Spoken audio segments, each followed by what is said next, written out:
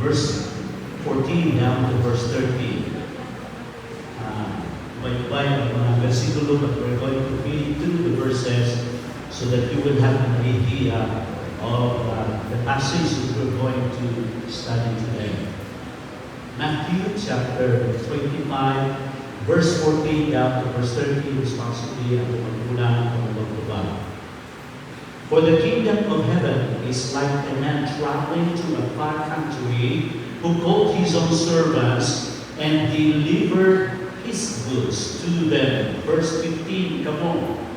To one gave 5 talents, to another one, to every one according to his several ability, and straightway took his journey. Then he who had received the 5 talents went and traded with them and made another 5 talents. Verse 17. And likewise he had received 2, he also gave other 2. But he who had received one went and dug in the ground and hid his Lord's money. Verse 19. After a long time, the Lord of those servants cometh and conneth with them. So he who had received 5 talents came and brought 5 other talents, saying, Lord, you delivered to me 5 talents. Look, I have gained 5 more talents besides them. Verse 21. His Lord said unto him, Well done, thou good and faithful servant. Thou hast been faithful over a few things, I will make thee ruler over many things. Enter thou into the joy of thy Lord. He also had received 2 talents, came and said, Lord, you delivered to me 2 talents. Look, I have gained 2 more talents besides them. Verse 23. His Lord answered unto him, Well done, good and faithful servant. Thou hast been faithful over a few things. I will make thee ruler over many things. Enter thou into the joy of the Lord. Then he who had received the 1 talent came and said, Lord, I knew you to be a hard man, reaping where you have not sown, gathering where you have not scattered seed. Verse 25. And I was afraid and went and hid a talent in thy earth. Lo, there thou hast thine. But his Lord answered and said to him, You wicked and lazy servant, you knew that I reap where I have not sown, and gather where I have not scattered seed. Verse 27. Thou oughtest therefore to have put my money to the exchangers, and then at my coming I should have received mine on the usury. Therefore, take the talent from him, and give it to him who has 10 talents. Verse 29. For unto every one that shall be given, and he shall have abundance, but from him that shall be taken away, even that which he hath. And altogether, verse 13, begin. And cast ye the profitable servant into the outer darkness, there shall be weeping and gnashing of teeth. Pag-aapo kita. Salamat, Ginoo, sa imong pulong karon dinhi sa akong kaliwala. Kini mao ang kalalpon sa among mga kalag. Kini sama sa tubig na nagbisbis aron Ginoo magtubo kami, magalambog kami, maghimahon kami sa among Kristohanong pagkinabuhi. Gamitan imong buhos na alagad, nagdagi kami sa balang Espiritu. And Lord, I pray na ang mensahe among madawat maaplikan sa among kagsatag sa kinabuhi. For this I pray in Jesus' name. Everyone said, Amen. Amen. Nabalik ako sa particular thing of our minds. Faithful stewards. Matinumano na mga pinunyan. I want you to know, gusto kong may maluwanin mo, God, that when you trusted Jesus Christ as your Lord and Savior, you, among others, received 2 things, special things. you receive the great blessing of salvation, and you also, on the other hand, have received the greatest privilege of stewardship. Sa dihang ito, misali kita ng Ginoong Jesucristo, nadawat nato kini duha ka pinasalit na butang sa atong kinabuhi, nadawat nato ang dakong panalangin sa kaluwasan. Kung sa pikas na bali, nadawat usab nato ang dakong pribilehyo sa pagkatinubyanan. Dinhi sa Biblia, mga igsuon, ang pagkatinubyanan is a major thing. Gikan Genesis, ninamdaw ka mo sa Adam o kan Eve. Gihimo sa Ginoo ang kalibutan o ang tanan na butanan na diri ka gikinahanglan sa tao kung ibutan niya ang tao dito sa Garden sa Eden, sa gihatag sa Ginoo sa ila. Ingon sa Ginoo sa ila. Inyong atimanon kaning garden. Cultivate and have dominion sa mga butang diri sa kalibutan. That was the key. Tinugyanan sila. Kung mao ka na ang Biblia, mabasa nato diri, gikan sa Genesis hangtod sa Revelation, na dakong tema, ang pinakadako ng tema sa stewardship. You see, can you imagine, or can you think, na ang pagtuo din sa Biblia has been mentioned 500 times. Pagtuo, gimension na sa Biblia 500 times. Ang word na prayer na mentioned din sa Bible 650 times. But the word stewardship had been mentioned sa Biblia 2,300 times. 2,300 sa pagkadaghan. In fact, si Jesus Christ, 1/3 sa pagtudlo ni Jesus Christ was the greatest teacher. 1/3 sa iyang mga nagtudlo, naghisgot na hitungod sa stewardship on money, on possessions, and resources. Why is that? Ganun manaman. Because handling resources is a spiritual matter that reveals a person's heart, devotion, and trust in God. The manner you handle material things, financial things, mga resources, nagapadayang na kung saan klase ang imong pagtuo, pagsalig sa Ginoo, kung saan nasa imong kasing-kasing. Diba, Jesus Christ, where your treasure is, there will your heart be also. Sometimes we think that God is only concerned lang, saya kung nauna, ang Ginoo concerned lang sa mga pagtuo, aming pangunang concern sa Ginoo kung pagsimba, spiritual things. But when it comes to money and possessions and material things, kung maghisgot na galit sa kwarta o sa mga material na utang, we think na, Pastor, these are mine. Ako ni, Lord, ako ni, makainamot dili.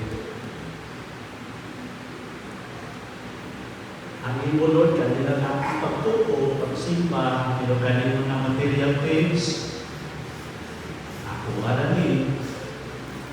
Doon na yung sa bata. Paborito din kayo niya ng French fries.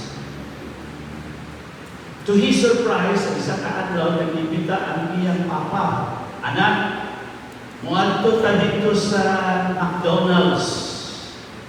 Treat ko ikaw. I-treat ta ikaw. Wow, di pa kayo ang bata. Kabalo ang papa na iyang paborito kanang French fries. So, ang papa niya, to sa counter, tuyong namin sa papa, natagaan kalipay ang bata na matilaw niya, makaon niya ang iyang pinakapaborito. So, nagpalit ang papa para lang sa niya, French fries. Simple na kayo, bata. Palitan, ordinan sa iyang papa, French fries, na ikauban mo na pizza, na ikauban po niya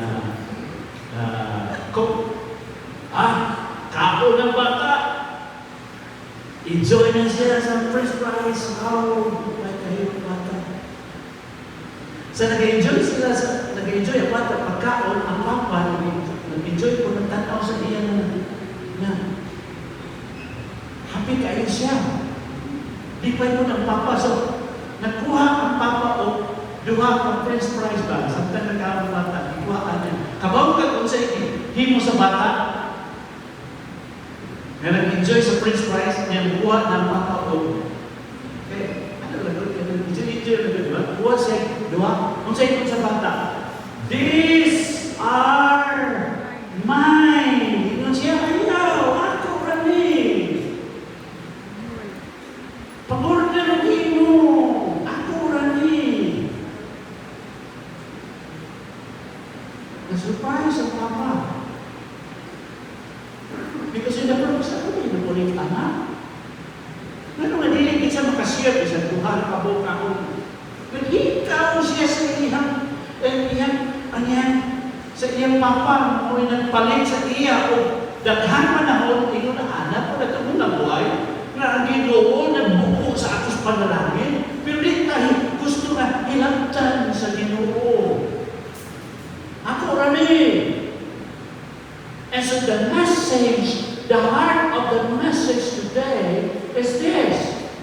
God, who is the owner of all things, entrusted you and expected you to be faithful stewards of His resources. You might forget the rest of the message, but the gist of the message today is this. Ang Ginoo tag-iya sa tanan butang, kung nagsalig siya sa imo, nag-expectan siya sa imo, na matinumanong ka na steward, tinugyanan sa iyang mga resources. Igsuko. Ang context, hindi passage niya, itong ipasa karoon ng buntag ng Jesus was talking about His second coming. Papasa naman na sa chapter 24.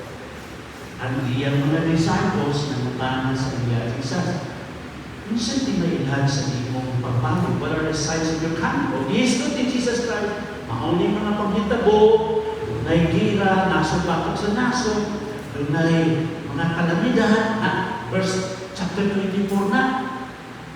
Pag-abot sa chapter 25, gihisgot ni Jesus Christ na dapat ready mo sa akong pagbalik.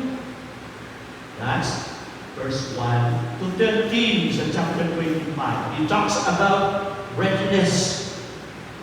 Kung iyang tudlo ang pagka mainandamon, pinaagi sa paghatag ko sa ingay, parables. Diha. Duha ka parables. Yung mabasa niya sa chapter 25. Ang isa is the parable of wise and foolish virgins. Unsa ng parable? Unsa ng sambingan? It's an earthly story, common earthly story used to teach heavenly truths. Gigamit sa pagtutlo, istorya, common na istorya, gigamit sa pagtutlo sa mga lagitnon ng mga butang o mga nakatuuran. That's what the Lord Jesus Christ did. O expert kay si Jesus Christ, gamit na ng mga parables sa iyang pagtutlo. So, ang verses 1 to 13 sa 25, the wise and foolish virgins, kung si tutulog niya, we dapat andyan mo, ready. Kung niya pagkabuti mo sa verse 14 and 13, atong passage, the parable of the talents, ang emphasis, ang pagtudlo, faithfulness, na sa pagbalik sa Ginoo, naanta sa pagkamatinumanon.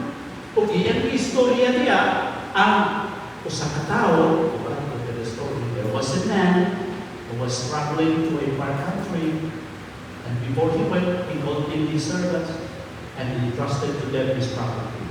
Mo ang story niya.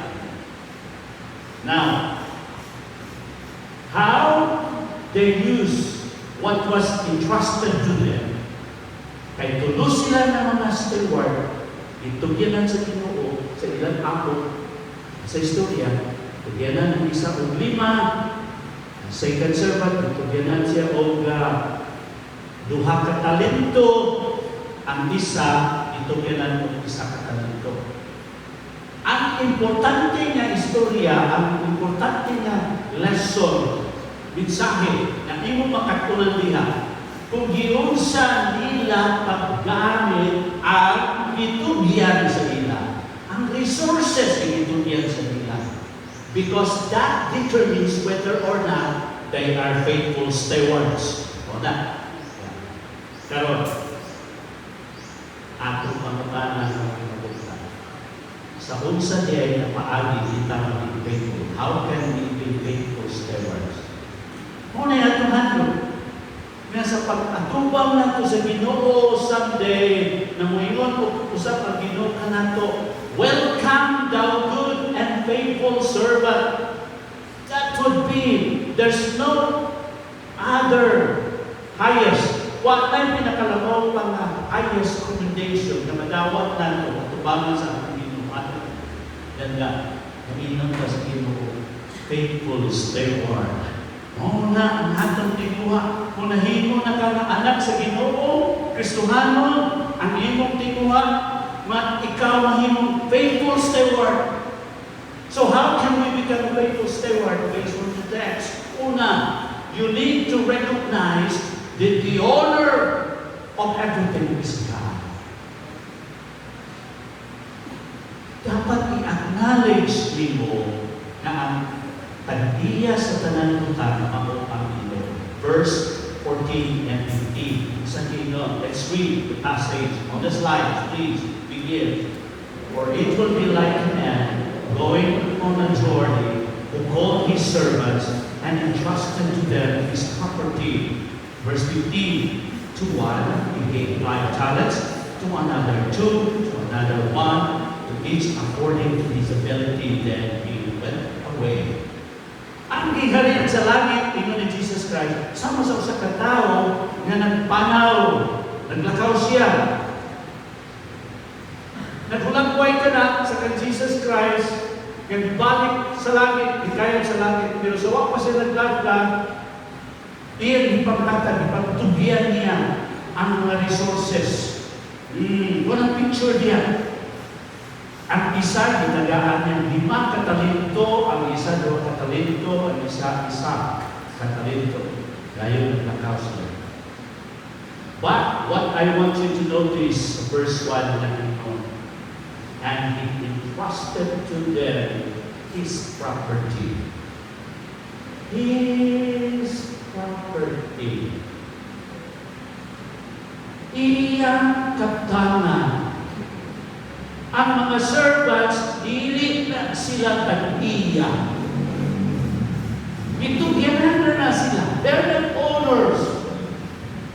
The owner is the master and has the authority over the property. Tag-iya mo na siya, magagawa mo siya na may otoridad kung sa gusto niya buhaton sa iyang property, bilin. And the owner here pictures God. Tag-iya rin na bulagway ka rin sa Ginoo. God is the owner of all things, both in heaven and in earth. Amen? Wow. Siya ito na tag-iya.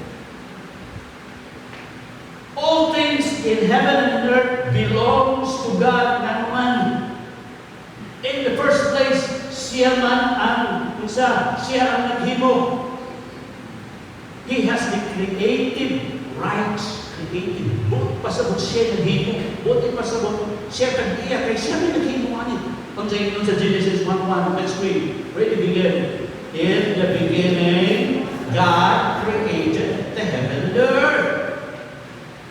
Kinsa naghimo sa langit ug sa yuta? Ang Diyos.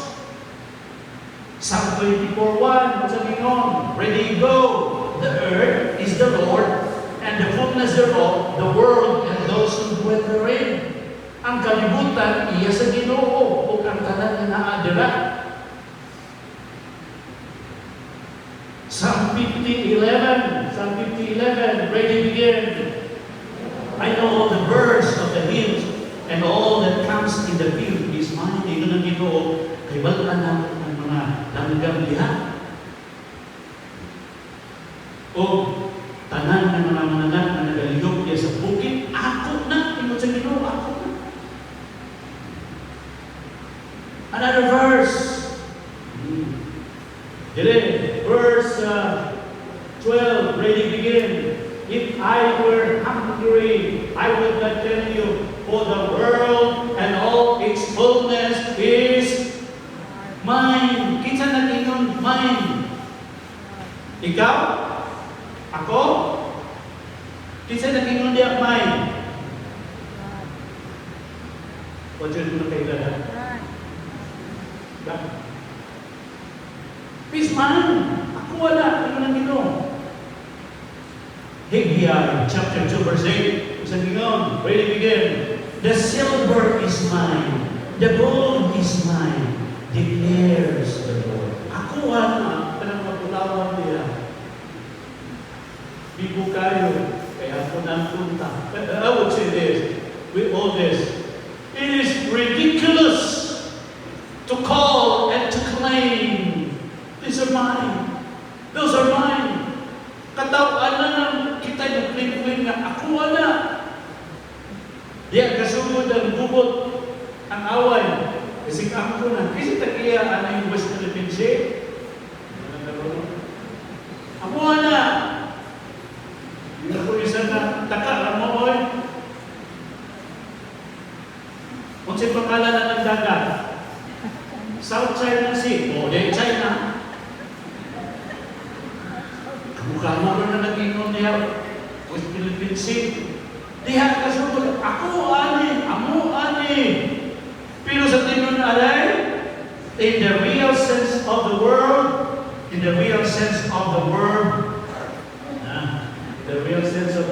there is nothing we can call our own. If there is one, matawag na ito, ato yun, na ang ato sa natin. Nasa natin mo na. Pero ang uban niya, iyan na sa Ginoo. Niya, may mga tao. Katawaan na kaayo kung ang puno mo na ikaw takiya sa kalimutan. Palihan ni datok matawag, datok gabiiw, datok kikik. Di na nila pag-ihon ng mga tao niya sa kalsada, kaya pabayo nila puwis. Kaya nung nagharang-harang mga dirisel, yan tuwan sa mga pulis. Kaya doon ay utang ng Pilipinas sa amok, 72 milyon. Kung ano nakautang pa ng Pilipinas sa inyo, sir, yun, napuntahan na sila. Kaya kami nabiyas kalibutan. Hindi katawaan na. Na ako lang punta. Ano ka na ako? Hindi ako nagtanong sa Ginoo. Amen? The silver is mine, the birds, and all. Because He has the right to claim ownership because He is the one who created it. Sino naging mo, anak? Yung na-istorya sa mga elderly woman, senior woman, nag-grocery. Puno kayo ang iyahang heart. Dala na niya ipalit mo sila dito sa parking area, kaya sakay na sila dito sa kutsi. Pag abutin dito sa parking area, dito sa sakyanan na yung nauna niya iya, kung saan naman mga tao na nagbiko, upat na mga tao na nagbiko dito sa sakyanan. Di, abin niya, okay, suplan lang niya kutsi. Ikuha niya, yung baril niya sa ihang pitakay, itiunan niya. Tingnan siya na, naapoy baril, kapalukong kapalitan kamu bantay mo, di, pwede hadluka ka itong mga lalaki na naa sa sulod, pagkabuo. Pag-inom niya, pagdanaw niya na baril na, kalagyo, nalaya sila doon, sipat sila upat, natawa sila, o niyanto sila, nagdagan sila, karoon ang babae, kadga na niya niya ang butang sa sakyanan, kunya po, sulod niya, paanda na siya. Sige siya, biso-biso sa niya susunod. Hindi, hindi, bigo ako. Ang susi, dili na iko. Na-realize niya, dili ko din mawa akong kotse. Dili na iko. Akong susi, di man musulod. Karon. Sa dili niya akong kotse. Balhin, kuha niya yung karga. Ato siya sa unahan. Kung dito nakita niya sa unahan, iyahan yung kotse na pare-pareho niya yung kotse. Mauna din, kung sa'yo hihimo niya, nireport siya dito sa pulis, kung nag-iyon siya na, i-report dito na nakatipon siya kung mga tao sa kotse. Sorry kayo na buhat naman. Dili, amin ako itong kotse, dili, mandiay. Niya ako, inon sila nagtulungan sa akong kotse.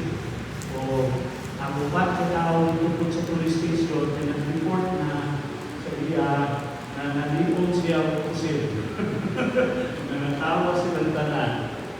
Katawanan na muangkon-angkon ta. Ako anak na sa tinutanan na ako. Iyan na sa Ginoo. Amen? Karon, dinhi sa 1 Chronicles chapter 29. You're familiar with the passage, story of this. Si King David, siya na ang hari. Naguyog siya sa tuwako kayo ng palasyo. Naghandong siya na kanang balay sa Diyos. Tabernacle, balong-balong, kung asa ibutan nila, or kami na naagad ang kuyo, naagad ang nakabutang sa balong-balong na. Tawag na tabernacle. Si King David, hindi siya may utang sa iyo ng galinon. Hindi, huwag ganyan ang kanibago ba? Ako, hayahay ka kayo na nagbuyo sa palasyo niya. Ang kuyanan sa Ginoo, balong-balong lang, paypayag lang, sa ato pa magkakasunod. Paypayag lang, kung saan mo siya, maghimo ko Ginoo, balay para nino, o naghimo siya o plano, temple. Magtukod-tugo ako kayo ng temple para sa Ginoo. Pero ito na Ginoo sa iya. King David, dili ko usugot na ikaw ang magtukod sa temple because your hands is full of blood. So you are a warrior. Mas King David warrior na siya. I want the temple built by your son, so King Solomon.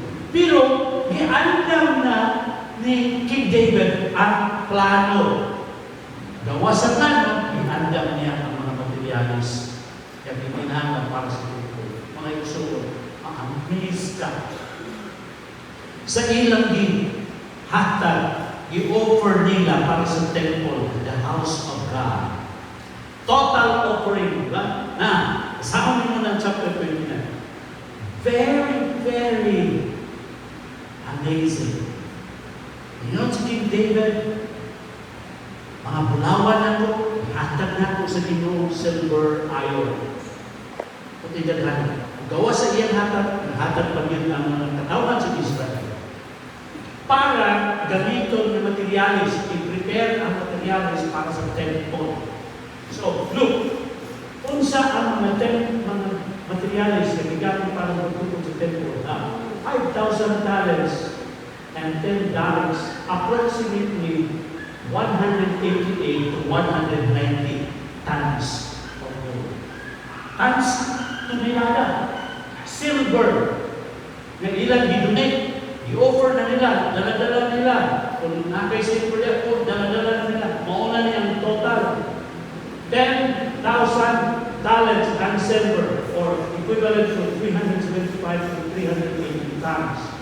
Bronze, kagamitan, na pagtukod sa temple, 18,000, approximately 625 tons. Iron, 100,000 talents, approximately 3,750 to 800 tons. And other numerous precious stones, mga bato na colorful, na sinaw kaayo, ilang minuto.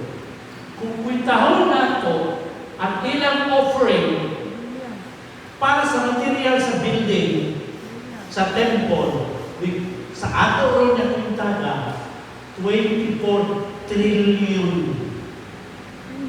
Sa dollar, $4 $400 billion.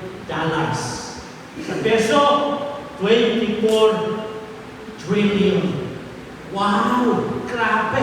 Nung ay mga gold na, punti pasabot, pinaka-the best o bongacious na pagkasulti na ito. Bungang din kayo nga ilang yung hihatag lavishly. Kunya, naging mo sila sa ilang mga sacrifices. Sa ilang pag-worship na sacrifice sila.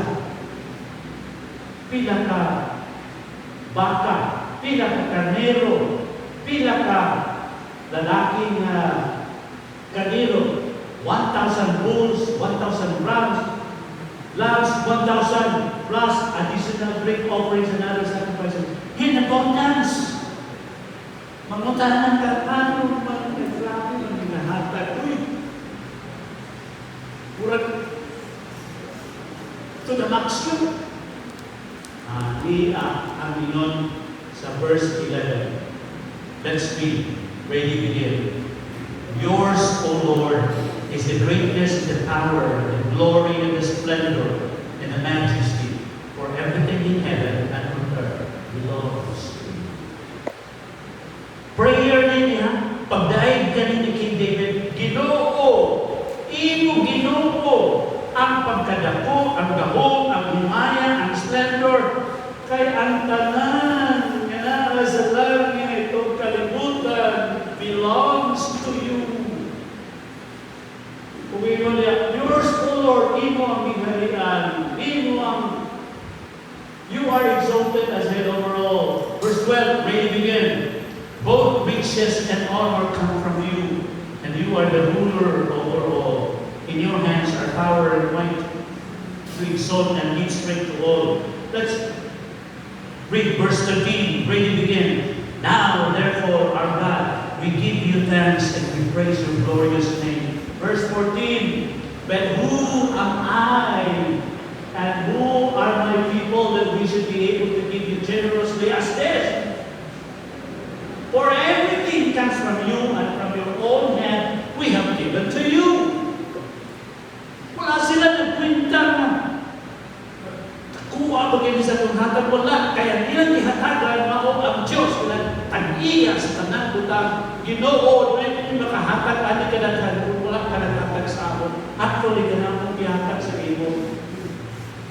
Imuha na. And it's important, in order to become a faithful steward, to recognize that the owner of everything is God. We say this morning, Lord, everything in heaven and on earth belongs to you. Ginoo ka, Lord, everything in heaven and on earth belongs to you. Natay kampanya na proyekto na isuot sa atong kapilya, gamay ng chapel dito sa outreach sa Jerusalem. Pero ito yung luya, hindi pa niya mga Kristohano. Luwi tayo. Kung ang mga nakaadto dito mga kaigsoon na nagbatik yun niya, ato gining tabangan ato ning duton, kining chapel kay simbahan good name. O sa mga linya ng isok yung mga linya ng karin sa manahas ng Brad Rooney na paggawas na yun sa perspective. Oh! Inanan na itong buhaton. Let's clap our hands. Lord, pangayuon na ito sa Ginoo. Dako ang iyong Ginoo, tag-iya sa langit sa iyong taon niya, tag-itlay ang iyong simbahan. Diba? Imagine ninyo na, kung dili sa atong simbahan, karon tuiga po, ipatigayon na nato ang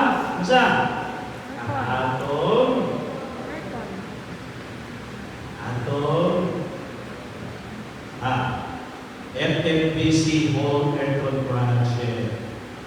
Lugay na tanang ko ani mga isuot. Lugay na tanang ko. Kanang maminaw mo sa walay ba? Di mo magsigiguna-huna na kanus na pa maniluman yung baligaw kay kinimit na yung lugaran. Nabugnaw ninyong paminaw, ako kung hadlo ka ng bugnaw ko paminaw, lamig na hinunsap kayo katulog. Nagkanahan, lamig mong pagpaminaw kay bugnaw. Ay, lumayan ko na. Naanang atong transformer na naliha. Mitro na nagkulang kung magbutan na sa dili at ang estimate doon unong ka mga anak aircon. Pastor, nalagyan ko sa Ginoo, ako tatagpuan ng isa. Voluntarily, generously, lavishly, because we are giving to the God who has given us. We are not the owner. David, ikaw tagiya. And you can never be a faithful steward unless you will recognize the owner of this God. If you become a faithful steward, kung minong ka ako tagiya, ito magbuot, siya po. Number 2, let's go to number 2 at last. Pati sila.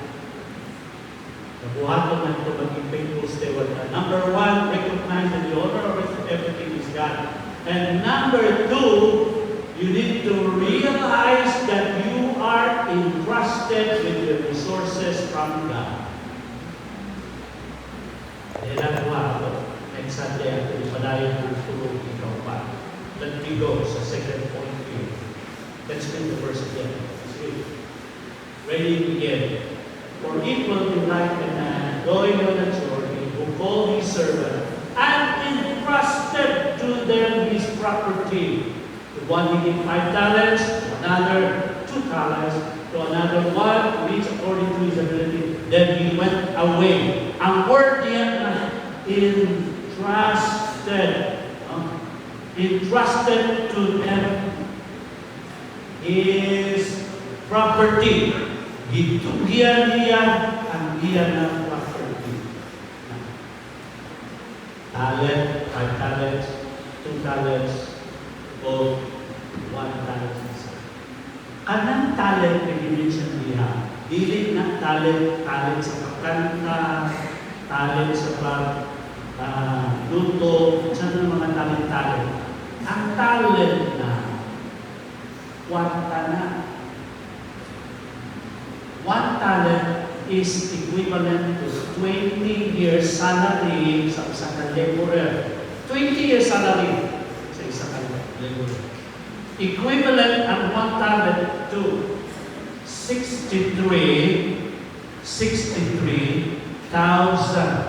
Okay? Diba? 63,000. Oo na. 1 talent na. So, kung itagaan ng isa o 5 talents, times 5 din mo na. 2 talents times 2. Ang 63,000. 1 talent, 16,600. So, dako, dili na damay na amount dito diyan sa ila. So, niya, when God entrusted to us His property, everything on this earth is owned by God. Iyan na sa Ginoo. But He entrusted to man a portion to manage according to His purpose. Siya tag-inak yun. Nagsalig siya o mga butang-butang sa iyang mga kaanakan, sa iyong katawan, para i-manage nila kaning mga resources sumala sa iyang katuyuan. And we said, kanina, we owe nothing. Wala tayong di panagtiyahan, di ba? We owe nothing. We are merely caretakers or stewards of what God entrusted to us. Iya. Sinaligan na kita sa inyo.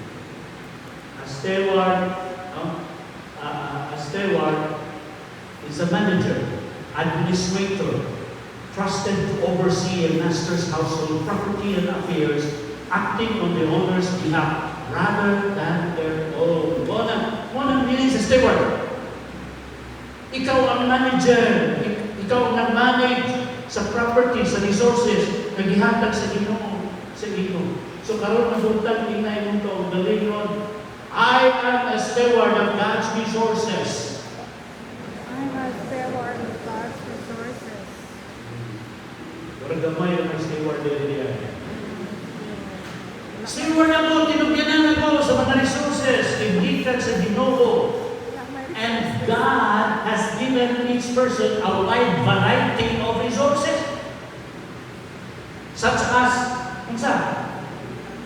time, abilities.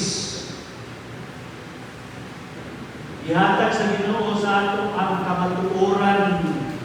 Itugyan sa Ginoo sa ato ang abilidad. Ang panahon, ang time. Ikaw, bigyan sa panahon, dili. Ang panahon na sa kapot sa Ginoo. Tagaan ko lang panahon. Mabot ang panahon niya. Gawin na sa Ginoo. Gawin na Ginoo. Time is up. Wala na. Mana? Gitugyanan ka sa Ginoo, abilidad. Gitugyan sa Ginoo sa iyo. Ang kusog! The strength is also a stewardship.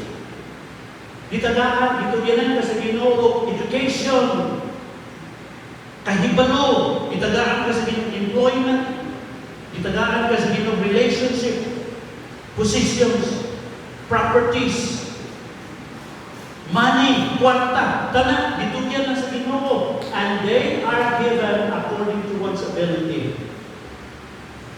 But all are valuable in the kingdom of God. Anda usa sa atong itagaan according to ability. Hindi ka makinig na. Bulag-bulag mo bigyan. Hata tingin mo sa ako. So, what yun? May namukay. May magkanta, may mag-preach. Ako kasi wala din ko abilidad, init na tinuod, nakakay. Kung sa kanang panahon, kanang kusog, kanang kapasko, resources pa na, agyahatag sa Ginoo sa akin. Kanang imong panabaho, kanang imong income, dili, kaya na mag-income kung wala patagay sa Ginoo kusog. Di ka na naman sa Ginoo. O kanang resources sa gihatag sa Ginoo sa imo sa ako, valuable na, ginilo na sa ginariya sa Diyos. And look at it. The act of giving responsibility highlights the trust and expectation God places on His followers. Wow! Bitugyanan ka, ani. Nagpakita na nakasaligan ka. Tagaan ka gamay, kasaligan ka, pero as you become faithful, tagaan mo ka sa Ginoo, dako-dako. Yung responsibilidad, monang prinsipyo sa Ginoo. So, as stewards, we are responsible for using God's resources wisely and effectively according to His purpose. Kamito na ito ng mga resources, time, health, knowledge, education, abilities, the skills, the money, the property, and bisan pa ang atuang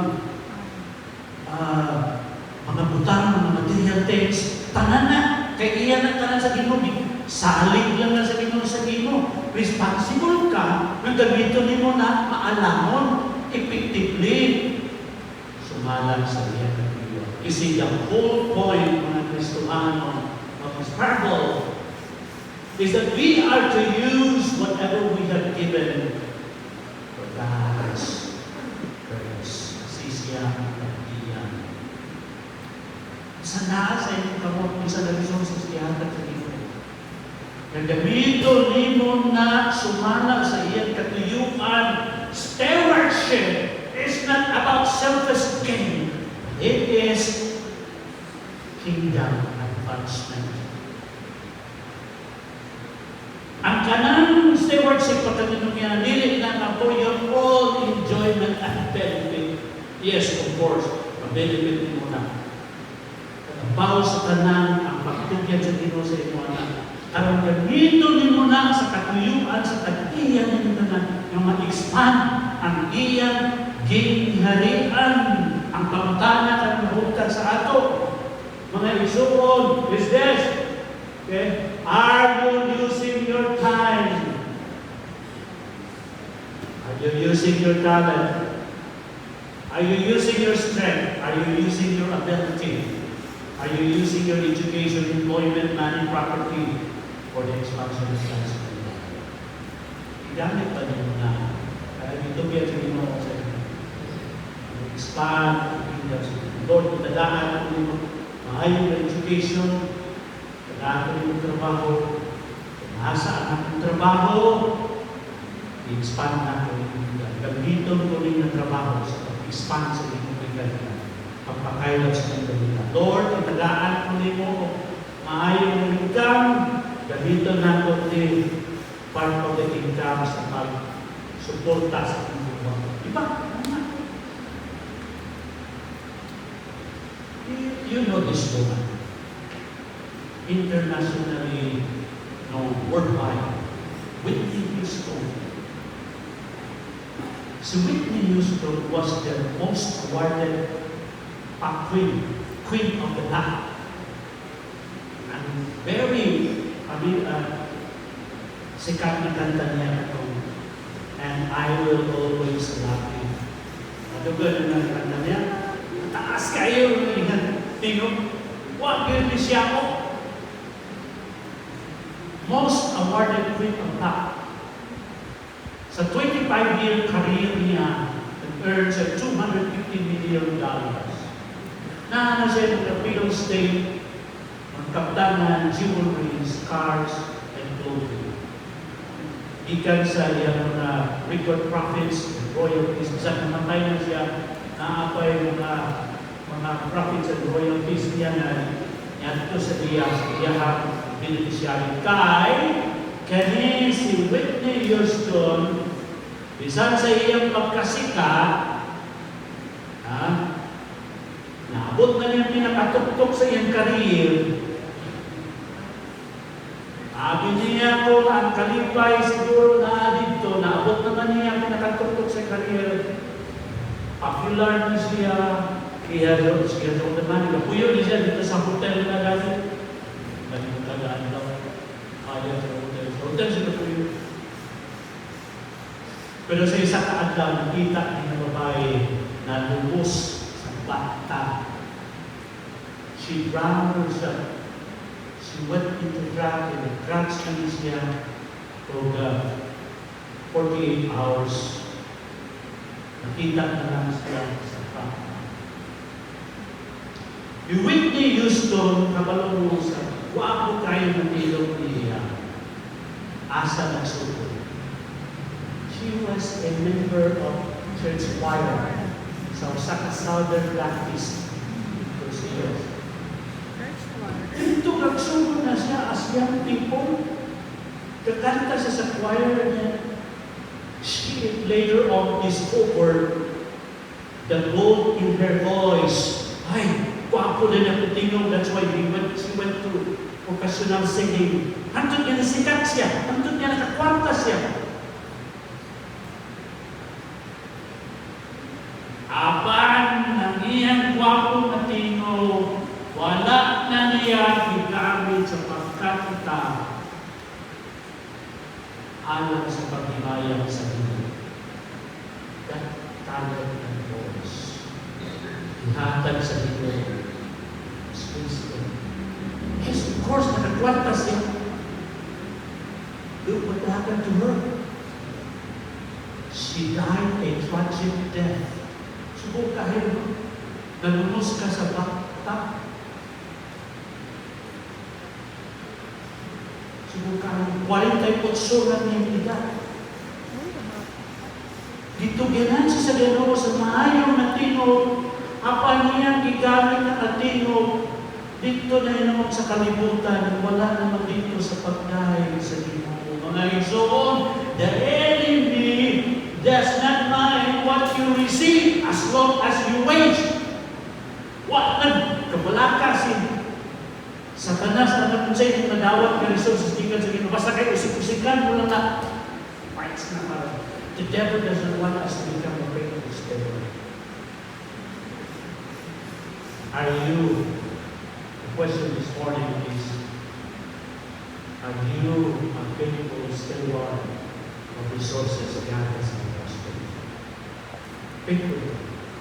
Tagaan ka sa Ginoo, may tigno, gamitan ang iyong tigno pag-imaya sa iyo. Kitagaan ka sa Ginoo, may hindi ka malasupot sa buluhan sa Ginoo. Kitagaan ka mayong edukasyon sa Ginoo. Kahibalo, gamitan na sa wherever God places you. Shine for the Lord Jesus Christ. Use the resources God has given you for the expansion of His kingdom. Because remember, you are only entrusted ng tag-iya, tuyo sa tag-iya, sa paghatag niya ng gamitin mo na para pag-expand sa iyan. In order to become a faithful steward, you need to recognize the owner of everything is God. Amen? Number 2, in order to become a faithful steward, you need to realize that you are entrusted